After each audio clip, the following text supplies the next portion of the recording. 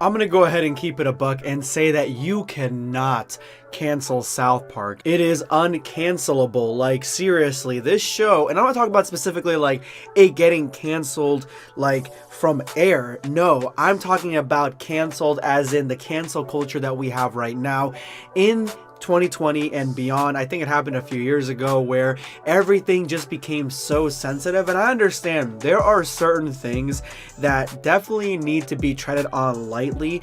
There are actually a lot of things that need to be treaded on lightly, but there's a lot of people that get just so triggered by very trivial things, and in my opinion, it's like, you guys just need to learn to enjoy your life, and if somebody makes a dark humor joke, try not to go for their entire career for it. Like, let them falter so that way they can get better. People lose their whole careers and lose everything because they did something that they probably shouldn't have done, or said something that they probably shouldn't have said.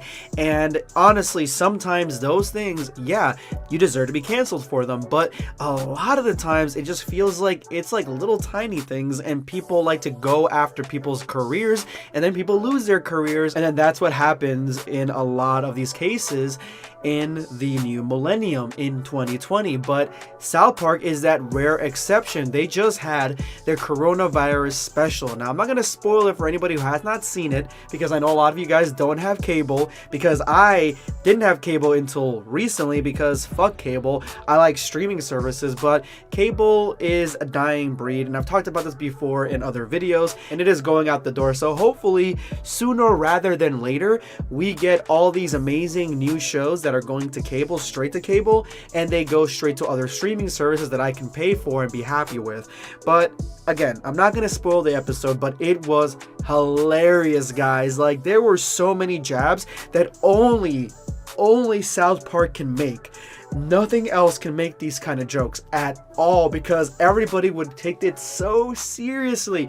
You would see articles in the New York Times and Huffington Post about how terrible this show is. Well, South Park had those articles back in the 90s, and now they are basically untouchable. There really isn't anything they can joke about without somebody just being like, it's just South Park. That's just who they are. You know what I'm saying? Like, you can't break the rules for years and decades and then have people be shocked that you break the rules, even in this day and age where anybody else that breaks the rules will get canceled. So I feel like South Park is on some firm footing.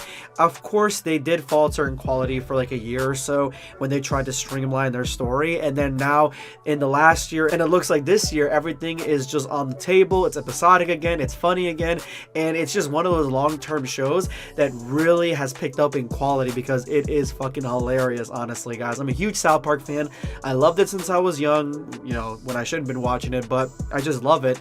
And to me, it's just the precursor to shows like Rick and Morty and stuff. It's just that original context of being crude but not cringy, you know what I'm saying? So yeah, I'm so glad that South Park is back. Make sure you watch that new episode if you have cable. It is on demand right now.